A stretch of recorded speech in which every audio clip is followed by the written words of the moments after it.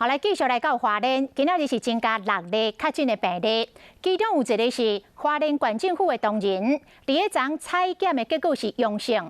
因为这个花莲县政府伫个5月2日就来启动着分流上班，这个同仁确诊了后，是伫美伦的第2个办公室来办公。这个办公室已经全面来消毒，办公室的同仁111个人嘛拢来做快筛。花莲县政府嘛有详细的说明。 整个我们的这个同仁5月22、23就在家娘家，然后这个礼拜1再到这个我们第2办公室，所以我们现在等于第2办公室所有的这个5楼、6楼，我们的这个同仁也都开始做了检快筛。那另外对于这个以